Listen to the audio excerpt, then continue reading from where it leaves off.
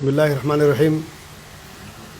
Mr. President, it's a great honor and pleasure to be here in the Democratic Republic of Congo to discuss and advance the bilateral relations of our two brotherly states and people.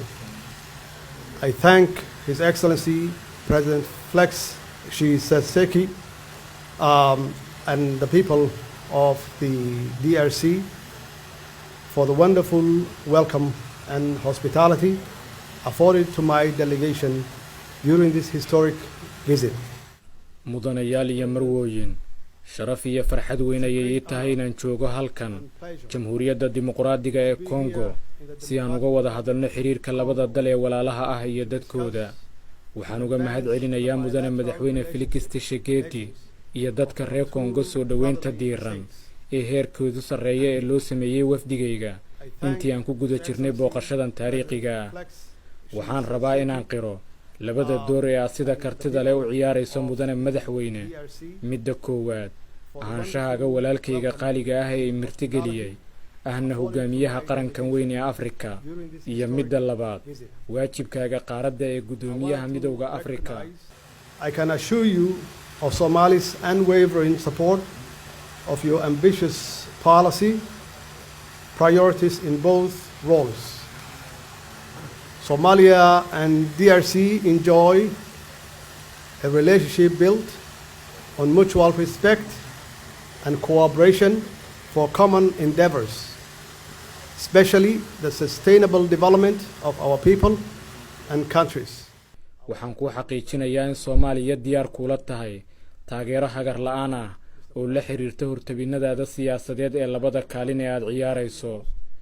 mudanayaal iyo marwooyin Soomaaliya iyo DRC waxaa ka dhaxeeya xiriir ku dhisan xushmad iyo in la iska kaashado hadafyadeena midaysan, gaar ahaan horumarka waara ee bulshadeena iyo dalalkeena.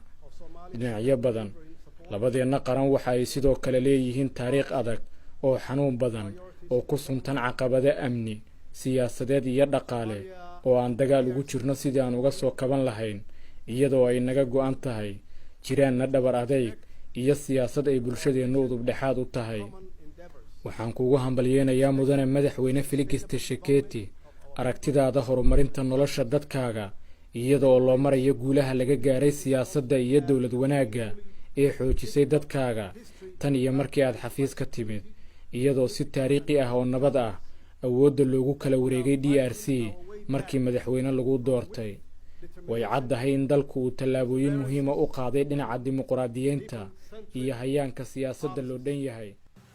In Somalia, like the brotherly DRC, we are also making clear and measurable progress on all fronts. Somalia is no longer the bad story coming out of African continent. We are a beacon of hope building on a track record of strong economic, social and political reforms. Soomaaliya sida walaalaheen DRC waxaan dhinac walba ka sameynay horumarro la taaban karo. Soomaaliya maanta ma aha warkii xumaa ee ka soo bixi jiray qaaradda Afrika. waxaan nahay ilays rajo oo haya dhabaha ay ku dhismayaan dhaqaale, bulsho iyo isbedel siyaasadeed oo xoogan sida walaalahooda DRC.